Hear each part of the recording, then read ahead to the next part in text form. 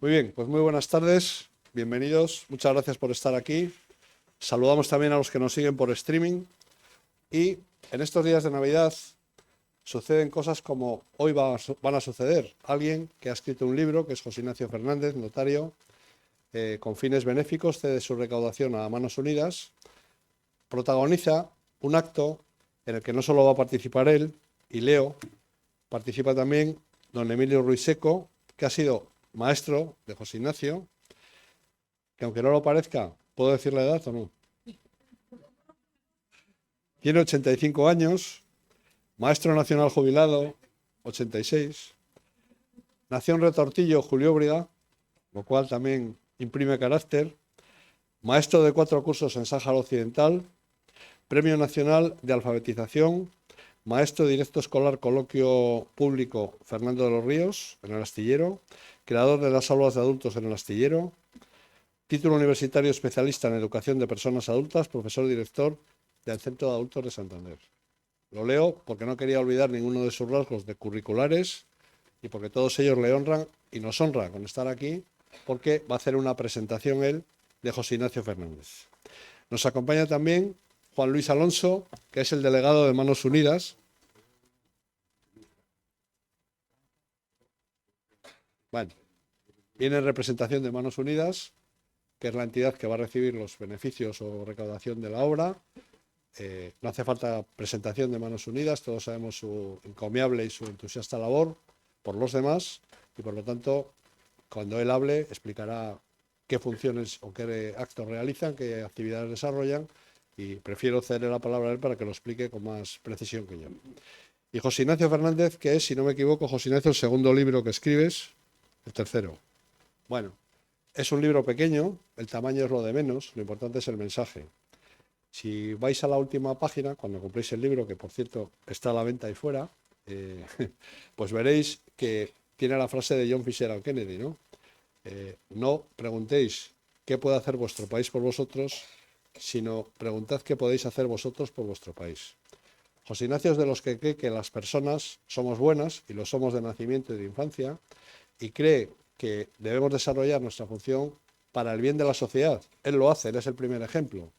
Por lo tanto, es un mensaje el que transmite de paz, de solidaridad, y es un mensaje sumamente beneficioso para todos. Su prosa indiscutiblemente es muy buena, es una persona muy culta y yo el libro que he leído de él, creí que solo había escrito uno, y no quiero decir que he leído los dos, pero uno sí, me ha encantado. Repito, el tamaño es lo de menos, lo importante es el mensaje. Y el mensaje es un mensaje muy positivo, en estas fechas todavía más, porque sirve para felicitaros en la Navidad, nosotros desde el Ateneo también, y ya sin más preámbulo, doy paso a don Emilio, que es el primero que va a hablar. Muchísimas gracias.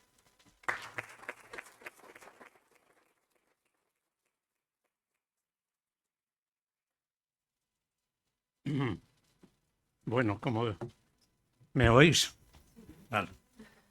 Como ya me han presentado, soy maestro de Retortillo, Julióbriga, y en su día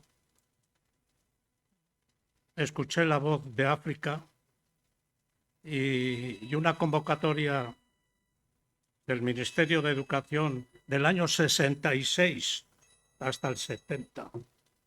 Por lo tanto, con 85 años tengo que rebobinar un poco. Y en este sentido, José Ignacio pues me llamó y uno pues es un tema complicado este del Sáhara, no creáis que no. Mucho. Y además el haber estado en África y con ellos se coge un virus que no se suelta. Y sé que termino con él, porque todos los que hemos estado por allí salíamos contagiados. Entonces hay una convocatoria de un septiembre de 1966 y convocan 13 plazas para maestros y ponía sencilla y llanamente servicio de enseñanza del Sáhara. No había más datos. Daban un mes para pensar, yo agoté el mes ya había estado 3 cursos en escuelas rurales aquí en Cantabria, después de las oposiciones, y entonces pues decido ir, sin saber a dónde ni a dónde se iba. Y lo mismo pasaba con otros compañeros de otras provincias, que lo mismo que querían investigar, no se sabía más. Yo preguntaba a los inspectores de aquí y dice, pues hombre, en el mapa aparece la Lluna y Villacisneros y no aparece más. O sea, era un lugar que era de España y es, aunque no lo parezca, de 260 y pico mil kilómetros cuadrados, más de la mitad de España, o sea, la mitad de España, y aproximadamente unos 70.000 habitantes nativos.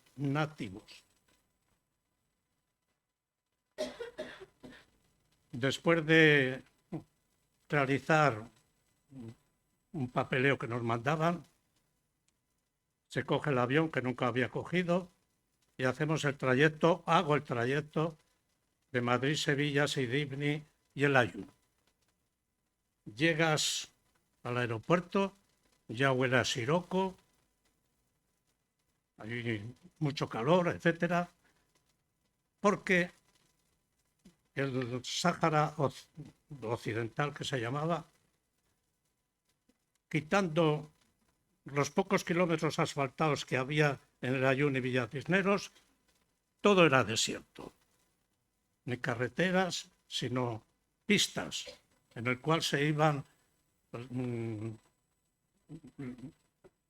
camiones a todo terreno. Lógicamente, en el aeropuerto cojo un taxis y quiero ser breve para no alargar. Y entonces me dirijo a un grupo escolar, como era lógico, para que mis compañeros me informen un poco de qué va. Eso sí, enseguida informan. Y me dicen que yo soy el 13 y por lo tanto el último que llega. Ya me dicen de antemano los compañeros que no nos vamos a quedar ninguno de los 13 ni en El Ayun ni en Villacisneros, las dos únicas localidades, ciudades que había, que todo lo demás eran puestos militares y como tal teníamos que abrir escuelas por primera vez en aquellos lugares, en aquellos puestos militares. Y como yo llegué el último, pues ya habían ido pidiendo los otros compañeros de otras provincias y me dicen los maestros 4 cosas. Primero, ojo, no se puede enseñar religión, prohibido. Me parece bien, hay que respetar, son musulmanes. En segundo lugar, se puede enseñar de todo, matemáticas, lenguaje, etcétera. Ojo con la historia de España, sobre todo la Reconquista, aunque los puestos, ya luego voy a decir una cosa, allí no había nada. Y entonces, de la Reconquista, como había que respetar las costumbres de los nativos y demás, que había palabras que eran un poco ofensivas, como moro, etcétera, etcétera, y la Reconquista, pues bueno, que sí, pero no tocar mucho ese palo. Por lo tanto, matemática, lenguaje y otras cosas, pues sí. Entonces, me voy a parar un poquitín para decir que las escuelas del Sáhara Occidental eran 3 formas diferentes de hacer escuela, los maestros. La primera era El Ayun y Villacisneros. Eran grupos escolares similares aquí, por una sencilla razón de que había muchos miles de militares, era una ciudad ya colonial, El Ayun, y lo mismo Villacisneros, más pequeña, y por lo tanto, pues que estos grupos escolares eran similares aquí. El 80% eran hijos de militares que habían llevado sus familias y por lo tanto después había también en un grupo pequeño de canarios que tenían sus comercios y demás, resumiendo que los grupos escolares de Layún y Villacisneros, sobre todo Layún, sería un porcentaje del 80%, según mis cálculos, que no eran nativos, sino ya saharauis, niños nativos. En estos grupos escolares eran pocos. Por lo tanto, la enseñanza de estos grupos escolares era muy similar a la de aquí de la península, como se ve. Ahora hay un segundo grupo que son los puestos militares, a donde íbamos los maestros. Yo me dijo el inspector, que estaba por allí cerca, despacho, que tenía que ir a Auxerre. Auxerre está en la frontera de Mauritania, pero que era difícil ir. Por lo tanto, tenía que esperar a ver si alguien venía militar de Auxerre para la Layún, etcétera, etcétera, y que me llevarían. No obstante, que fuese visible.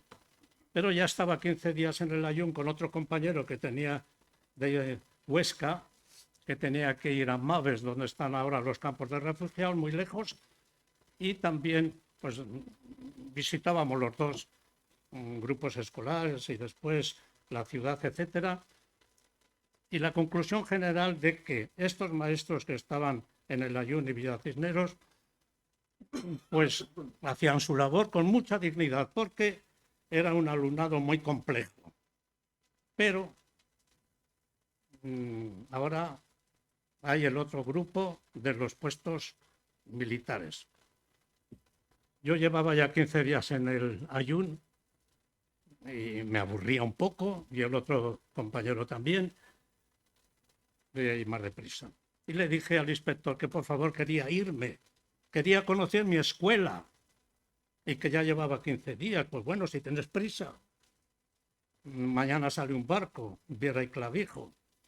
No, en el Layún no hay puerto, pero en una falúa de la Segunda Guerra Mundial allí te llevarán y al día siguiente ya estás en Villacisneros más o menos. Pero en Villacisneros también me presento al delegado y me dice, aquí hay que esperar también otro poco porque vendrán a finales de mes y primeros de otro, en el cual vienen caravanas del desierto, de aquellas películas del oeste. Pues esto era igual, eran 20 o más vehículos, Berliet, Land Rover, etcétera, todo terreno, que había que recoger para usar en Villacisneros todo tipo de elementos, alimentos, etcétera, etcétera. Entonces, allá me subí para ir a Auxerre. Hubo que hacer parada a mitad camino, como siempre, porque era, como se dice, 250 kilómetros desde Villacisneros a Auxerre. No hay carretera, todo era desierto. Bueno, llego a Auxerre y había otro compañero, porque era un puesto grande, y ya estaba allí, y un poco la veteranía. Resumiendo una cosa, hay dos aulas en un fuerte militar, tipo de las películas, y en un principio las aulas que teníamos estaban dentro del fuerte, y entonces el compañero ya había hecho grupo, más o menos los mayores, porque no estaban empadronados, o no se sabía. No sabíamos qué años tenían los muchachos. Las niñas no iban porque no se contemplaba. Bueno, y decíamos, si, ¿por qué no se contempla? Mejor no preguntar. Vale. Entonces, yo tengo otro grupo ya de pequeños. Primer día de clase. Ellos me miran, yo miro. ¿Y por dónde empiezo? Unas mesas antiguas, por no decir viejas, uno encerado 3 o 4 cosas, 3 o 4 libros, y empiezan las clases. Pero estaban medio desnudos, etcétera, y realizo el primer día sin saber cómo se empieza, cómo hacer. No me he considerado nunca un maestro así, pues que no sabe, si ya estaba en escuelas rurales. Y entonces le digo al capitán, al cual era un capitán que tenía mando civil y militar sobre nosotros. Y le digo que cuál es el puesto más cercano a Usher. Y me dice que Vilatará. ¿Y cómo está? Dice, hay lo menos 100 y pico kilómetros, todo desierto. Y le dije, ¿pudiera ir yo a visitar al compañero que acaba de llegar a Vilatará? Lógicamente lo tenía que pensar, porque en el desierto, en un Land Rover que dicen que era de la escuela, y tenía que, si me dice que sí, tenía que ir un conductor conmigo, y me dijo que sí, de lo cual llegué a Vilatará y vi allí a un maestro menudo de Cádiz, pues todo tipo de facilidades, buena gente, buen maestro, y desde el principio pues ya nos hermanamos, tú eres mi hermano, yo era hermano, en la amistad, compañero, amigo, y me dice lo que hace ya el primer día de clase. Yo vi que su escuela, si la mía era modesta, la de él mucho más.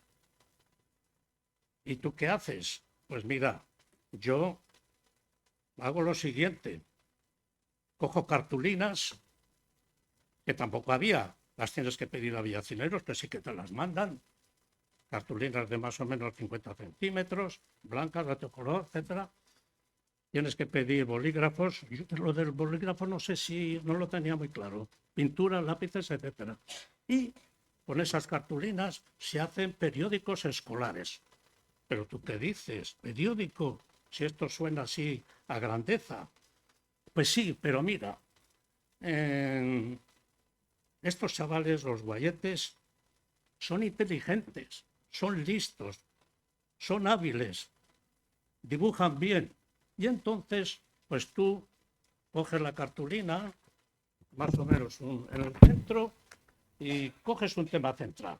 Tú le pones un tema central que vaya bien para ellos. Por ejemplo, pues un camello, un dromedario, deporte, una jaima, y entonces aparte lo pones para acá y sale un periódico. Sale un periódico que después los pones y da muy buen resultado. Y efectivamente, en pocos días ya habían hecho, hay unos periódicos que los habían expuestos y los chavales estaban entusiasmados con aquello. Y bueno, me lleva una jaima de allí de unos amigos y ya empezamos a proyectar él y yo qué futuro tendrían aquellos muchachos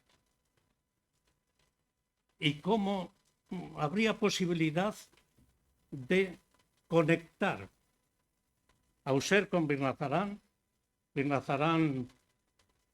con Esmara o con otros puestos, que había cientos de kilómetros de distancia. Bueno, pues hay que pensar. Y entonces dice, pues habría que hacer, por ejemplo, para hacer periódicos escolares, periódicos de la provincia. Yo me apunto a La Alerta, que era el que más trayecto tenía aquí. El otro le traían periódicos de Cádiz, y ya se habíamos logrado como 6 o 7 de otros puestos. Bien, es verdad que llegaban con 9 o 10 días de retraso, no importaba, era pura actualidad. Y llegamos a, era lo que se pretendía, de tratar de conectar a distancia, porque no nos conocíamos los compañeros de los puestos, de conectar con ellos de alguna manera. Y entonces aprovechábamos en todos los puestos, por ejemplo, a finales de semana, pues venía una especie de avión que nos dejaba todo tipo de cosas que necesitaba allí, y nosotros enviábamos, total que intercambiábamos cosas. Y de esta manera, pues a través de periódicos y de esta cosa, estábamos haciendo como centros de colaboración pedagógica a distancia, porque no les conocíamos, pero con la idea de que la primera Semana Santa que llegase nos juntaríamos todos los de los puestos para tomar conciencia de cuál era el futuro de aquellos chavales.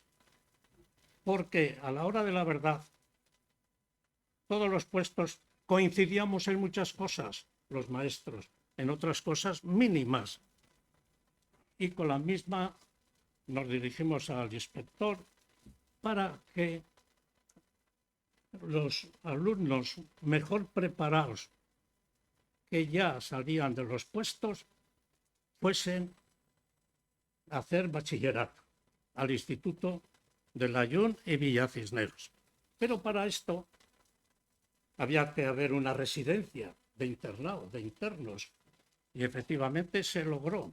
Y entonces todos aquellos alumnos que mejor se consideraban que podrían hacer bachillerato en el Layún y otro instituto pequeño que había en Villacisneros, pues en una residencia internos irían por el día al instituto y tenía que haber un director en cada, maestros también, que los deberes o dificultades que pudieran tener el instituto, el director les tendría que ayudar y al mismo tiempo una coordinación de estos directores con los propios institutos. Entonces hemos logrado una cosa muy positiva, que los alumnos del interior tuviesen acceso al bachillerato. No sé si me he explicado. Al bachillerato. Curiosamente, estaba dando un resultado muy bueno. Tanto es así que entre ellos ya adolescentes calculaban, pues nosotros estamos mejor preparados que los hijos de los militares que vienen a hablar con los profesores con medallas y demás. Bueno,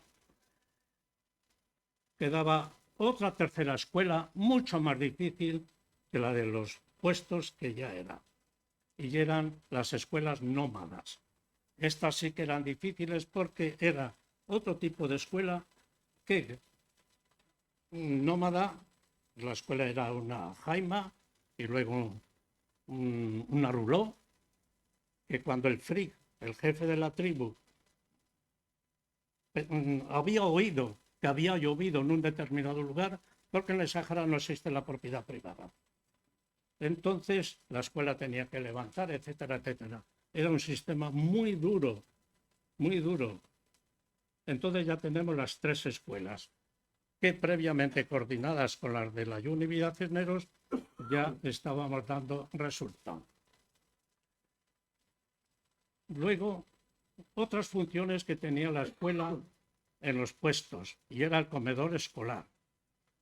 El comedor escolar de Auxerre nos costó muchísimo ponerlo en marcha, no porque la materia prima de la comida, que normalmente era pues carne, que todo venía muy enlatado ya de la Argentina y por ahí, pero tanto la cocinera como el ayudante pues tenían que reciclar mucho.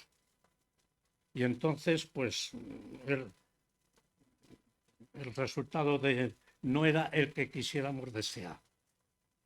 También era el desayuno y la merienda, que a fin de cuentas era más llevadero. Había otra tercera cosa que tenía que hacer la escuela: vestirles a principios de mes, de arriba a abajo.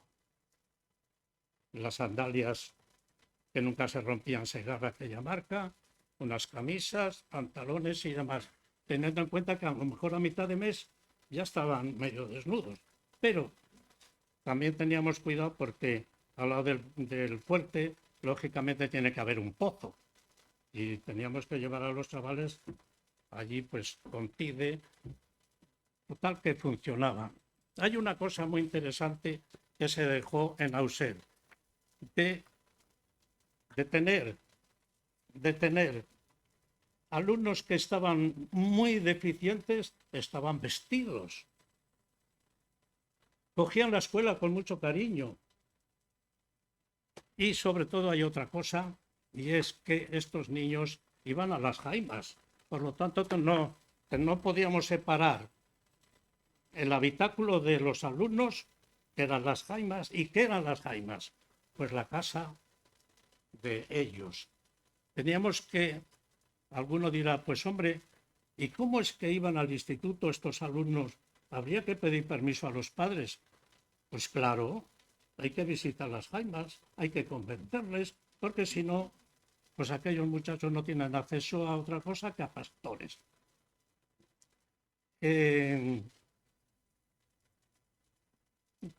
Quiero decir una cosa también del pueblo saharaui. Era un pueblo muy informado.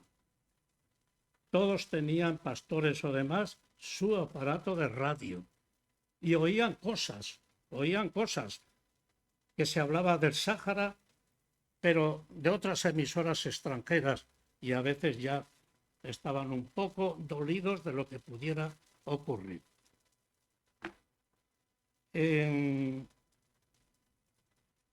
Otra cosa que me llamó bastante la atención era que en un viaje que hicimos de Villacisneros a Layún en una Semana Santa, alquilando un Land Rover por toda la costa, la hospitalidad de esta gente. Llega cualquiera a una jaima y será bien recibido. Y no preguntan, selam aleikum, aleikum selam, alhamdulillah, y te agasajan. Les regalas un aparato de radio, la mejor felicidad. Pero otra cosa que me llamó la atención es que al llegar a Layún había un cementerio. Ya termino. Había un cementerio donde estaba enterrado un santón que se llamaba. En ese cementerio, todo viajero que llegaba encontraba cosas si le servían y otras que dejaban.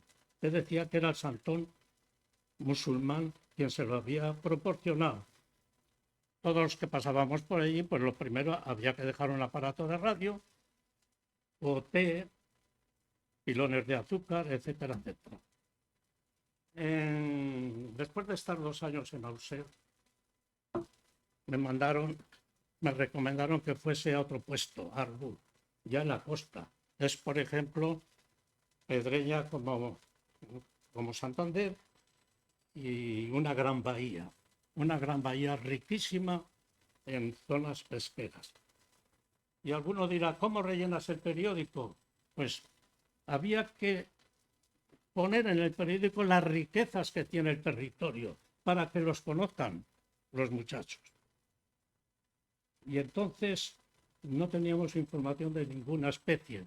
Yo las primeras navidades que me tocó en Auxerre, pensaba, el compañero se marchó a Villacisneros, donde unos amigos, pensaba que aquella Navidad las iba a pasar solito con el capitán y el médico, era una persona fenomenal, pero aterrizaron por allí el servicio minero unos funcionarios jóvenes y me dicen delante del capitán, que era el que tenía que dar permiso, les debió de dar un poco de pena, pues si quieres vienes con nosotros al Layún. Pues como no, el capitán me dejó. Digo, me dejó porque hay que pedir permiso. Y muchas veces se dice, oye, es que mira que un militar, es que también el desierto tenía sus riesgos y muy graves. Entonces este servicio minero eran gente que eran ingenieros y hacían estudios sobre cuáles eran las riquezas que tenía el Sáhara. Ya empezaban los fosfatos, el hierro, posible petróleo, y entonces yo presté mucha atención para, a la vuelta de las Navidades, ponerles ya en los periódicos escolares, como hacía mi compañero también, pues todas esas riquezas que ellos tenían que saber. Aquellas Navidades también aproveché para conocer la bahía de Villacisneros, riquísima en bancos pesqueros de toda especie, para poner también las riquezas que tenía aquel pueblo. Bueno, ya dejé Auxerre porque me recomendaron, era un clima muy duro, que fuese a Argú. En Argú ya había estado un compañero primero, por lo tanto era una escuela más preparada y con unos alumnos diferentes, unos alumnos ya más sedentarios, acostumbrados a ir a Villacisneros en una falúa. Y entonces allí encontré una escuela más hecha, un cocinero que sabía su función y todo funcionaba bastante bien. Había una granja Es una granja experimental porque había bastante agua y yo tenía allí el único alumno europeo, el hijo del matrimonio que llevaba aquella granja aquella granja que había allí, la huerta experimental del Arbú. Y voy a leer 3 renglones de lo que dice el Corán, porque ellos eran musulmanes, lo siguiente. Él, se entiende Mahoma, Alá, envía las nubes preñadas de lluvia a las comarcas donde la tierra está lánguida, resquebrajada y seca. Él devuelve a las campiñas estériles la fecundidad de su juventud, imagen de la resurrección. Esto lo dice el Corán, capítulo 35, 10. Y era impresionante porque el desierto lo que tiene el calor, el sol, el suelo, pero falta el agua. Y en aquella huerta experimental solía llevar yo, porque ya en Arbú estaba yo solo, con unos 40, cooperando, llevando a los alumnos a la granja allí para que aprendiesen cómo crecían las lechugas, cómo crecía esto, lo otro, lo de más allá. Todos los días, el padre de Martín, nos habíamos hecho ya muy amigos, venía con su niño pequeño y le dejaba en la escuela con su corbata. Este niño, el único que había europeo, decíamos, lo recibían estupendísimamente, muy querido de los otros alumnos. Pero un buen día, mi escuela de Arbú, pues sufre una gran tragedia y toda la comarca del Arbú. Martín, el padre, todos los días dejaba al niño en la escuela y en un Land Rover no. Llevaba a una niña pequeña, volcó en una vaguada, la niña se mató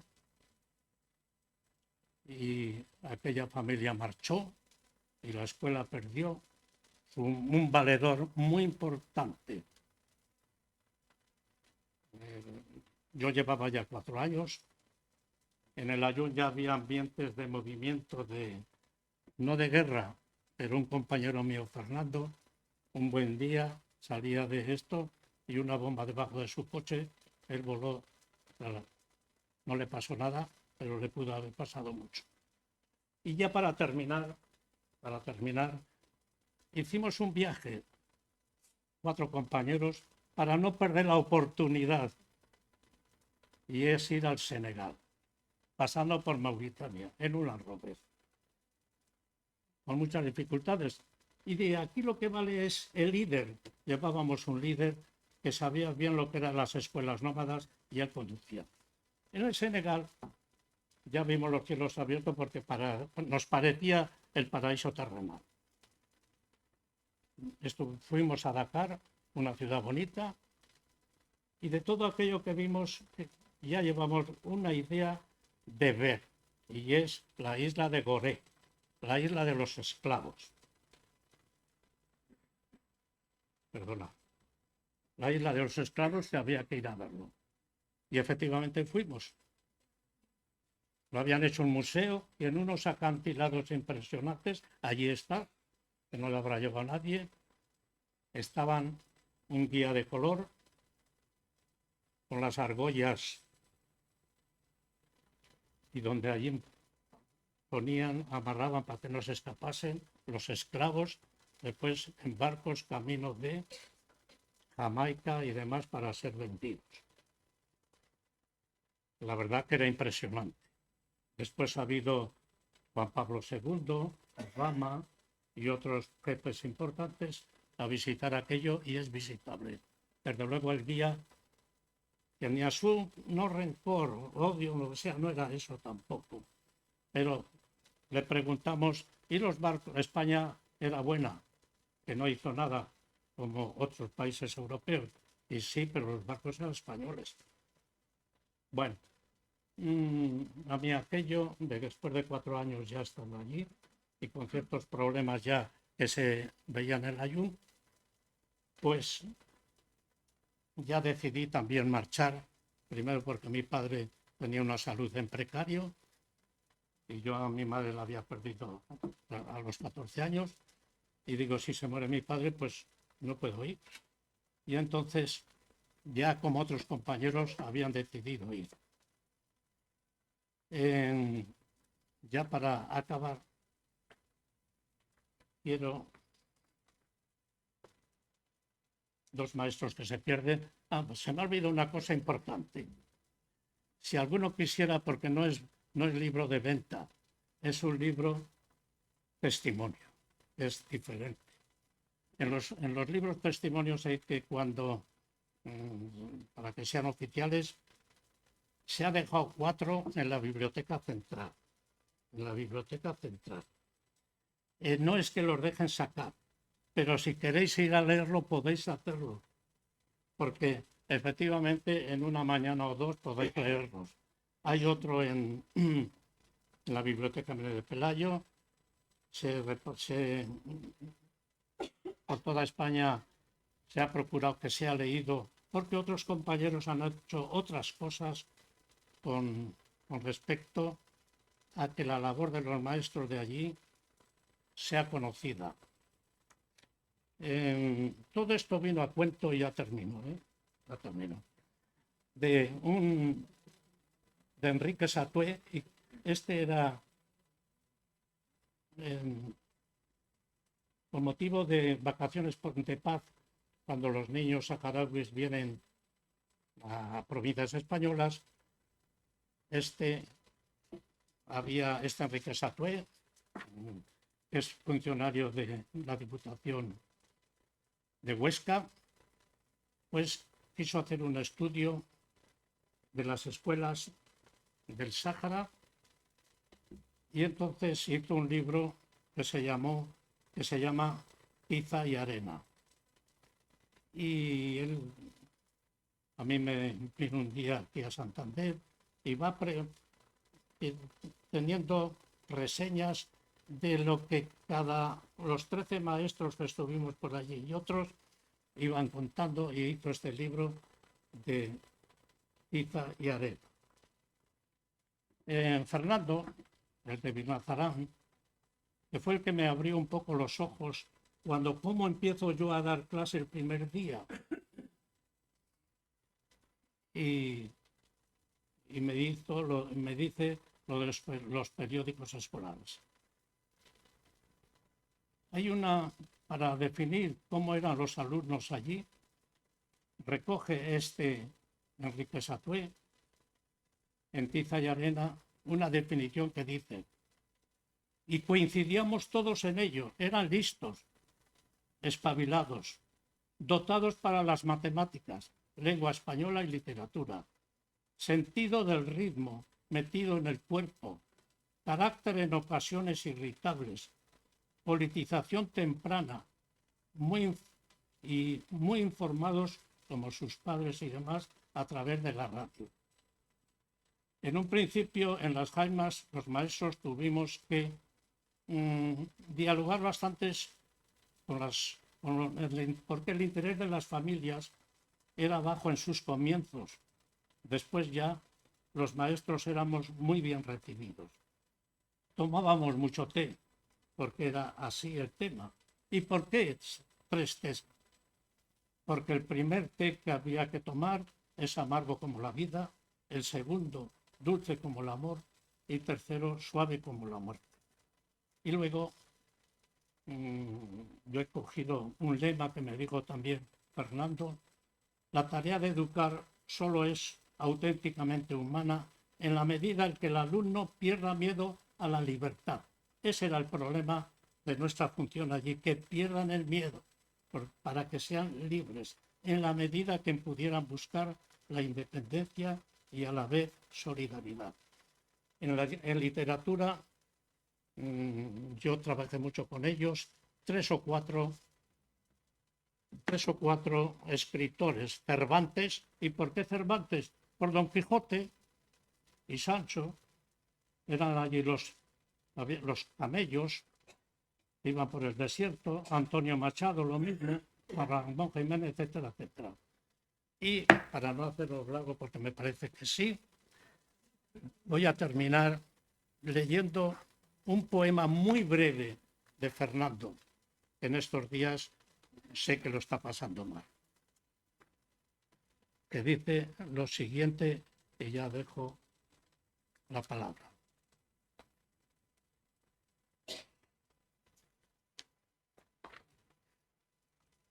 Sáhara, de Fernando Álvarez Crespo.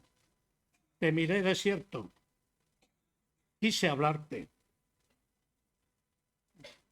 mas solo vi tu belleza. Quise oírte y solo escuché tu silencio. Viejo Sáhara, ¿por qué no me cuentas tu vida?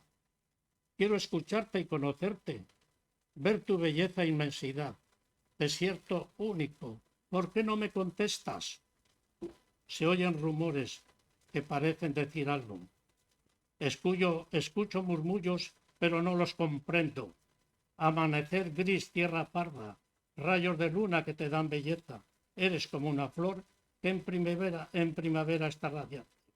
En la noche, tu silencio parece hablar con las estrellas. Lejanía inmensa, tierra quemada.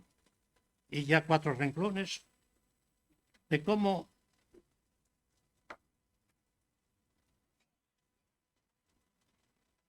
tengo un alumno que ha venido por aquí, por Santander, y Bahía, que empezó de pequeño clase en Auset, y dice él, bueno, hay una cosa que también hay que tener en cuenta, hay un refrán que dice, el ingenio agudiza la mente, y esa era nuestra labor allí en el Sáhara. Los alumnos aprendían a hablar y escribir en lengua española, aprendían matemáticas y algo de historia de España, que como ya nos habían explicado nuestros superiores, estaba algo distorsionada, sobre todo en lo referente a la Reconquista, al profeta Mahoma, a todo lo referente a los moros. De hecho, hasta arrancaban las páginas conflictivas en los libros de algunas enciclopedias de Álvarez. Después dice, me dedican 4 renglones, don Emilio me decía, me destinaron a Usera en el 66 como maestro de lengua española. Me encontré con un colegio con 2 aulas dentro del cuartel militar. Una de ellas era muy pequeña, que era la mía, de unos 6 años. Y dice, yo formaba parte de los que acababan de empezar a aprender las primeras letras del abecedario español. Tenía unos 6 años. Y a las personas que me lo enseñó, un día se marcharon. Yo quería hacerle llegar todo mi afecto. Puede tutearle, don Emilio, hay una cosa que los saharauis, a los maestros y al médico, siempre fuimos muy bien recibidos. Pues muchas gracias.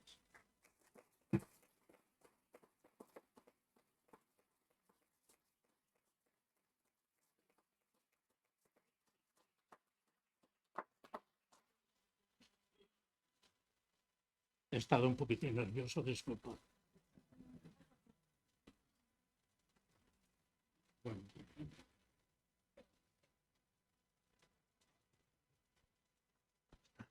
Buenas tardes.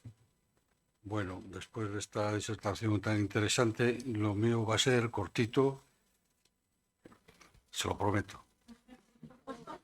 A Manos Unidas, gracias a Dios, la conoce todo el mundo y no quiero nada más que dar unos datos y agradecer a don José Ignacio el detalle que ha tenido con nosotros de ofrecer todo lo importante aquí es el libro hoy. Y él, claro, es el artista. Y todo lo que se vaya a recaudar de este libro va a ir para Manos Unidas.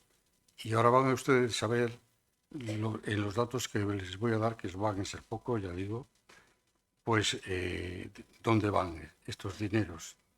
Hay una cosa que en mis años de voluntario de Manos Unidas siempre me ha sentado muy mal. Cuando alguien me preguntaba que si el dinero que se recaudaba llegaba a su destino. Y yo me quedaba alucinado. Digo, ¿por qué dirán esto? Digo, en Manos Unidas no hay este problema, no existe este problema.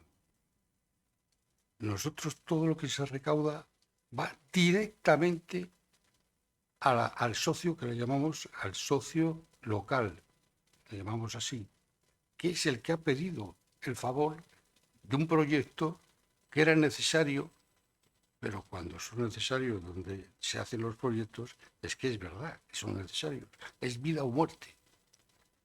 Bueno, no me voy a extender, voy al grano. En esencia, Manos Unidas es una asociación de la Iglesia Católica en España para la ayuda, promoción y desarrollo de los países en vías de desarrollo.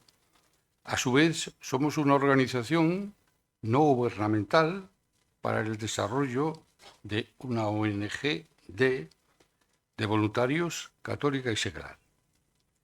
Mantenemos dos líneas de trabajo: dar a conocer y denunciar la existencia del hambre y de la pobreza, sus causas y sus posibles soluciones. Reunir medios económicos para financiar los programas, planes, proyectos de desarrollo integral dirigidos a atender a estas necesidades. Y estamos presentes en todo el territorio nacional con 72 delegaciones. Nuestros fondos proceden de las cuotas de los socios, de colectas anuales en las parroquias, de las aportaciones de colegios y empresas y organismos públicos y de donativos.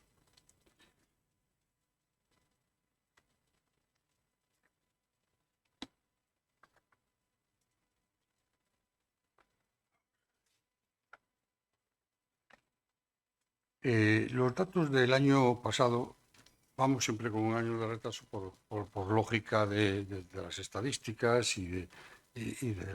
porque todo esto va siempre controlado por Hacienda, por nuestros especialistas, y todo esto va un poco lento. Pero bueno, los proyectos aprobados en el 2023. Hemos aprobado en el 2023 un total de 550 proyectos en 51 países con un valor de 40.734.648 euros.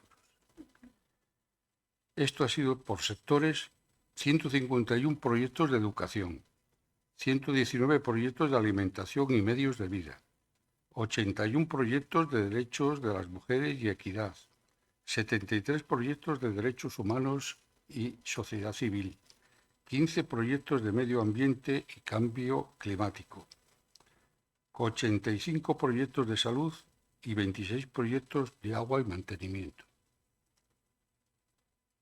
El reparto tanto por ciento es el que más se le ha llevado ha sido en educación, con un 27%, en derechos humanos y sociedad un 13%, en salud un 15%, en derechos de las mujeres un 15% y en alimentación y medios de vida un 22%. Y luego en agua y saneamiento un 5%. Y por continentes, en América un 30%, en Asia un 33% y en África un 37%.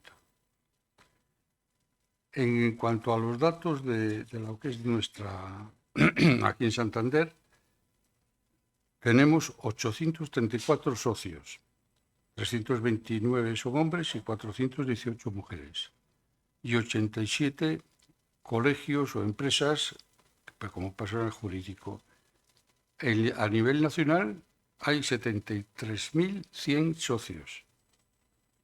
Y de proyectos que hemos hecho de aquí, han salido de Santander, se han nacido aquí. Les voy a hablar solamente de momento que en 4 que tenemos ahí de los más importantes.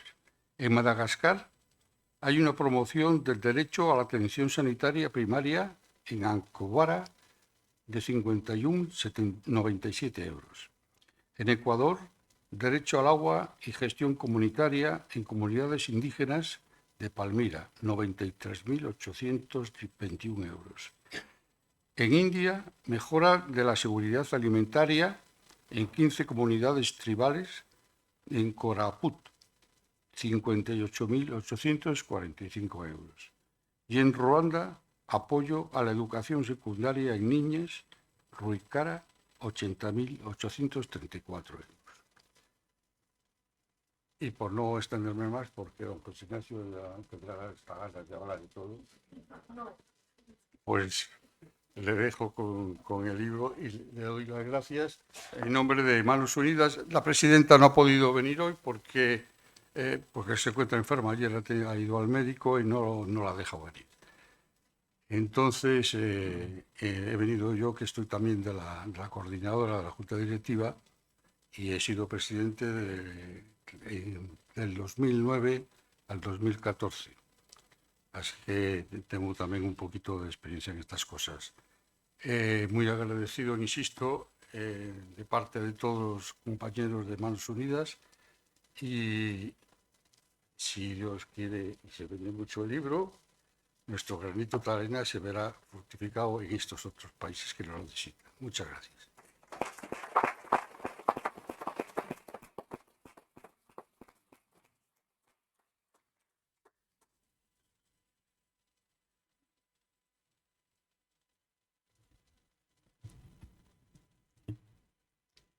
Buenas noches.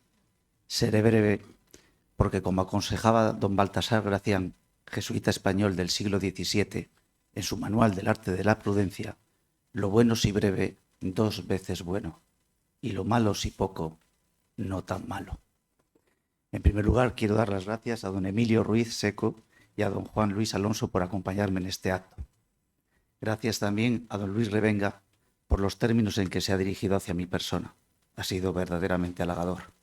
Ojalá todos los miembros de la sociedad civil española fuesen capaces de poner en práctica estas 2 palabras: respeto y cortesía. Quiero dar las gracias a la editorial El Pindio Cultural, Sociedad Limitada, en la persona de don Fernando García Barredo, por haber editado e impreso este libro, y a la señora Paz Gil Soto, de la librería Gil de Santander, por comercializar el mismo. Desde aquí la pido que exponga públicamente el mismo en sus distintas librerías, en base a la calidad intelectual de su contenido y el fin altruista que persigue. Hacen que sea digno de ello. Quiero dar las gracias y mi más sincero agradecimiento a mis empleadas en la Notaría de Camargo, porque merced a su buen hacer, yo puedo dedicarme a otros menesteres, como son escribir libros y estudiar otras carreras universitarias. Gracias, por tanto, a doña Yolanda Alonso Charterina y a doña María del Mar Benito Corredera. Hace 5 años presenté aquí mi último libro, titulado Mis anécdotas jurídicas, cuyos derechos económicos cedí íntegramente a la Cocina Económica de Santander, regentada por las Hijas de la Caridad. Aquel día traté de ser generoso, pues, como reza el lema del colegio de mis amados hijos Adriano y Judá, el Colegio María Reina Inmaculada de Santander, en la vida tú solo vas más rápido, pero en compañía siempre llegas más lejos. De este modo, en el apartado de agradecimientos, me acordé de 3 grupos de actores. En primer lugar, de mis compañeros de estudio, y mi agradecimiento para ellos fue porque me sirvieron para ser un mejor estudiante. En segundo lugar, me acordé de mis compañeros y entrenadores en el mundo del balonmano, especialmente en mi club, el Club Deportivo Astillero. De mis maestros nacionales en el Colegio Nacional Calvo Sotelo del Astillero, años 70. De mis profesores en el Instituto de Bachillerato de Muriedas, años 80. De mis profesores en la Facultad de Derecho Santander, 5ª promoción, y de mis preparadores en la oposición al título de notario, con énfasis en la registradora de la propiedad de Santander, doña Rosario Villegas Gómez, del notario de Reynosa, don Jesús Eladio Mantilla Blanco, y del notario de Madrid, don Pablo Matías de la Esperanza Rodríguez. Y mi agradecimiento para ellos fue porque hicieron de mí un mejor ser humano. Y finalmente me acordé de mis clientes en todas y cada una de las notarías que he servido por las distintas tierras de España. Serra de Outes y Muros, provincia de La Coruña; Herrera de Pisuerga, provincia de Palencia; Ampuero y Camargo, en Cantabria; y la muy noble, leal e invicta Villa, Puerto y Plaza de Santa Cruz de Tenerife. Y mi agradecimiento para ellos fue porque me ayudaron y me ayudan cada día a ser un poquito mejor en el ejercicio de esta mi profesión, a la que amo profundamente. Y como diría un sastre que para muestra un botón, me van a permitir que les lea algo de lo que se dijo de aquella velada, de aquella jornada. Son 9 testimonios. En primer lugar, Sor Evelia, monja que era la directora técnica de la cocina económica de Santander en aquel tiempo. Buenos días, yo me quedé sin palabras. Pude comprobar tu talento, tu bondad, tu capacidad narrativa y el cariño que te tienen todos los que te conocen. Gracias por todo. Fue un acto emocionante. A continuación, el director del Hotel Real por aquel entonces. Buenas noches, Nacho. No quería dejar pasar el día sin darte la enhorabuena y el agradecimiento por haberme invitado al acto de presentación de tu libro. Jamás asistí a un evento tan emocionante y emotivo como este. Al acabar, tuve que subir al hotel y no te pude saludar. Espero poder verte pronto. Si algo de bueno tiene la vida, es conocer personas como tú. Hoy ha quedado patente, maestro de maestros. Un fuerte abrazo. Unos clientes de la notaría. José Ignacio, ha sido un placer y un honor haberle podido conocer un poco mejor a través de esas palabras de su discurso nacidas del corazón. Maravillosas palabras, y por esas citas de textos tan bien escogidos. Puede estar orgulloso de su trayectoria de vida. Estamos seguros que esos valores serán transmitidos a su hijo, de manera que poco a poco se convierta, como su padre, en una gran persona. Gracias por darnos a conocer también la labor callada de las monjas de la cocina económica y de tantos colaboradores y benefactores que, como usted, ayudan a los que lo necesitan. Gracias por todo. Tienen nosotros unos clientes y unos amigos. Otros clientes. Ha sido una agradabilísima sorpresa poder asistir en directo a la presentación de su libro. Fue un acto emotivo, con preciosos discursos de cariño y reconocimiento hacia un compañero, una persona que ha luchado por adquirir los conocimientos necesarios para ejercer su vocación y cultivar unos valores que enriquecen una vida de compromiso y de entrega, de generosidad y superación constante, de búsqueda de nuevos caminos, de nuevas metas, sin olvidar el buen ejercicio de la profesión, con esa cercanía que hace salir a la gente de su despacho, con la sensación de haber sido tratado por un gran profesional, pero también de haber ganado un amigo. Usted, una persona agradecida, vemos con sus profesores, con muchos recuerdos de sus diversas etapas de formación hacia ellos, que a mí como profesora me ha encantado.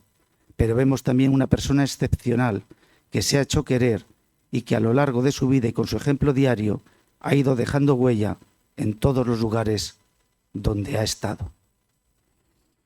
Mi consiglieri, impresionante amigo, eres un auténtico crack, mi pañuelo mojado, un honor ser tu amigo.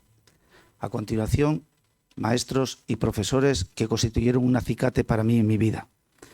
Don Vicente González Rucandio, mi iluminado maestro, maestro nacional, cursos 7º y 8º de GB, años 80-81 y 81-82. Tu admirable intervención será siempre una pieza oratoria de emocionante e imborrable recuerdo. Mi caballeroso profesor de griego en el Instituto de Bachillerato de Muriedas, don Martín Gurruchaga, 3º de Bachillerato ICO, cursos 84-85 y 85-86. Te he visto y te he escuchado. No sabes el bien que produces en tus profesores al expresarles tu gratitud.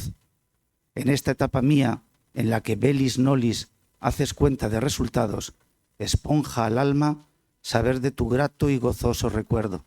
Larga y merecida vida de éxito. Mi bonachón profesor de filosofía en el Instituto de Bachillerato de Muriedas, don Manuel Abascal, 3º de Bachillerato ICO. Querido José Ignacio, lo primero es felicitarte de corazón por el acto del otro día, que fue más allá de la mera presentación en sociedad de un libro, porque fue en realidad tu propia presentación en sociedad, para que la gente se haga una idea de lo que es ser un buen tío, o en qué consiste eso que se suele llamar a menudo, de una forma meramente epidérmica, una buena persona. Gracias, pues, por tu labor en general. Ser buen profesional es importante, pero ser una buena persona lo es mucho más, porque al final Estos son los pozos que restan de nosotros, de nuestro paso por la vida terrena.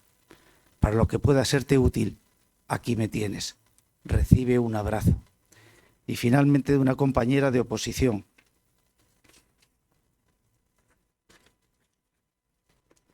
Cuando se vacía la sala, se apagan las luces, se cierra el micrófono.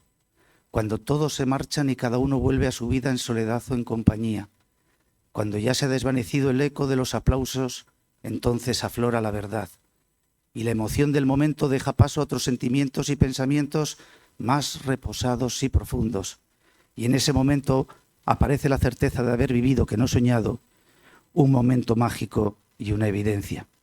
Qué grande eres, amigo, grande de corazón, de miras, de generosidad, de sabiduría, de sentimientos y de verdades.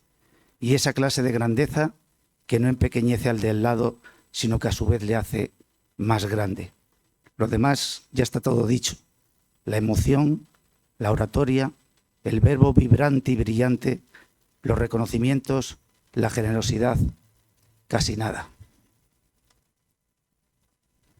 Como han podido comprobar, las muestras de reconocimiento, de gratitud, de júbilo, de emoción, de alegría contenida de aquel día, fueron tan altas que era imposible poder igualar las cotas de calidad de aquel discurso. Por eso me vi obligado en esta nueva presentación a cambiar su formato. Así que espero no defraudar a mis profesores de bachillerato, pues en Murieda siempre hubo grandes literatos. Caray, cuánta expectación alrededor de un pequeño libro. No sé si seré yo digno de semejante distinción. En este noble salón daré breve explicación a este humilde proyecto que inicié con ilusión. Para llevar a cabo el mismo partí de mis valores, a saber, ser humilde y ser prudente, y de una premisa: nunca tengas prisa. Deseo que el resultado sea de vuestro agrado, pues nunca me movió otro fin que el beneplácito de mi público más afín. Entrando ya en materia, tengo que decir que siempre tuve en cuenta a un noble querubín. Este no fue otro que mi honrado padre, quien en el cielo ya descansa, pero seguro que está feliz, sabiendo de mi porvenir. Su consejo siempre fue que al redactar este libro tuviera en cuenta mi oficio y los deberes que impone su noble ejercicio. Este oficio es el de notario, que de todos es sabido, presume de imparcial, de juicioso y también, como no, de resabido. A lo largo de este manual he sacado a la luz algunos casos relevantes y otros de gran magnitud. Hay países de hemisferio norte, hay países de hemisferio sur, de occidente y de oriente, pero siempre teniendo presente que el protagonista eras tú. Pues bien, cuando a la Madre Teresa de Calcuta le preguntaban por cuál era la raíz de todos los males del mundo, ella siempre respondía que el egoísmo. Cuando a mí me formulan la misma pregunta, les digo que a mi modo de ver dos son las causas de las malas relaciones internacionales entre los países como verdaderos sujetos del derecho internacional público. La primera, los intereses torticeros de muchas naciones del mundo. Y la segunda, la falta de caballerosidad de muchos de sus representantes, sean estos políticos, sean estos diplomáticos. Cuando yo aprobó la oposición al título de notario en el Colegio Notarial de Madrid en noviembre de 1998, los que sacamos las mejores notas entramos en el primer concurso convocado por el gobierno español en enero de 1999. A mí me tocó en ciernes una plaza en la provincia de La Coruña, en concreto en el concello de Serra de Utes, a cuyas gentes siempre llevaré en lo más profundo de mi corazón. En uno de mis muchos viajes a la provincia de Pontevedra, tuve la oportunidad de acabar en la localidad de Cambados. Y allá en su plaza mayor de Fefiñanes hay una inscripción en piedra que recoge los 10 mandamientos para ser un caballero en el siglo XVI, reinado de Felipe II, época en la que en el Imperio Español no se ponía el sol. La inscripción dice así: huye del vicio, busca la virtud, aborrece el ocio, ama el trabajo. No mientas, porque es la mayor vileza de los viles. No te acuerdes de las injurias si quieres parecerte a Dios. Da lo que pudieres, bien distribuido. Procura los amigos mejores que tú, pues con esto y verdad se consigue bien todo. Recuerda que los honores con grandes trabajos y sacrificios se consiguen, ama y teme a Dios y atribúyele todo suceso, porque no hay otra fortuna. En el Quijote de Cervantes, en su libro segundo de 1615, en el capítulo 42, se recogen los consejos que le dio Quijote a Sancho Panza antes de tomar posesión como gobernador de la ínsula de Barataria, los llamados consejos para el alma. Y de sus primeros párrafos se desprenden los tres siguientes. Lo primero, hijo mío, has de ser temeroso de Dios, porque en temerle está la sabiduría, y siendo sabio no podrás errar en nada. En segundo lugar, has de procurar conocerte a ti mismo, que es el más difícil conocimiento que pudiera imaginarse. Es el famoso Egenócite Autón de los griegos, oráculo de Delfos, templo de Apolo, en su frontispicio. Y en tercer lugar, querido Sancho, préciate de ser antes virtuoso humilde que pecador soberbio. Cuántas veces en mis retiros me he lamentado de la pérdida de aquella bendita costumbre existente en la antigüedad y que consistía en la tenencia de un tutor idóneo para la correcta formación y desarrollo de un pupilo. Así en la Grecia clásica de Pericles, siglo V a.C., con personajes como el filósofo Platón y su academia, y cómo no en la época álgida del Imperio Romano, siglo I después de Cristo, con personajes ilustres como nuestro insigne cordobés Lucio Anneo Séneca, poeta, filósofo y político de Roma, quien, condenado a poner fin a sus días por el emperador Nerón, poco antes de morir, escribió sus cartas morales a Lucilio, una correspondencia epistolar de 124 cartas con su discípulo más veterano en la isla de Sicilia. Y su carta quinta comenzaba diciéndole: la perseverancia con que te esfuerzas, renunciando a todo lo demás, en la única empresa de ser mejor cada día, recibe mi aprobación y me llena de placer. Y te exhorto no solamente a que te mantengas en ella, sino que antes te lo ruego. Cuando yo era niño crecí en los años 70 en la provincia de Vizcaya, bajo el yugo de la amenaza de muerte del grupo terrorista ETA, y aprendí de un jurista, notario como yo, doctor en Derecho y de brillantísima oratoria, algo que quedó grabado para siempre en mi memoria. Él, reproduciendo un texto de San Agustín de Hipona, el gran doctor de la Iglesia Católica siglos IV y V después de Cristo, en su libro De Libero Arbitrio, decía lo siguiente: ama a tu prójimo, y más que a tu prójimo, a tu padre y a tu madre, y más que a tus padres, a tu patria, y más que a tu patria, solamente a Dios. Dejando a un lado al gran maestro de la verdad, debo decirles que cuando de este mundo haya partido, nadie les preguntará por mí, porque de sobra he sabido que en estos tiempos que corren a nadie da lustre haber nacido según don en Casagrande. Pero si alguno les preguntare, será bueno responderle que español a toda vena amé, reñí, di mi sangre, pensé poco, recé mucho, jugué bien, perdí bastante. Y por estas cosas de la vida en esta empresa loca que nunca debió tentarme, que perdiendo ofende a todos, que triunfando agranda a nadie, no quise marcharme de este mundo sin poner mi pica en Flandes. Por España, y el que la defendiere honrado muera, y el que la traicionare no encuentre quien le perdone, ni en tierra santa cobijo, ni una cruz en sus despojos, ni la mano de un buen hijo para cerrarle los ojos. Gracias por escucharme y salud para todos ustedes.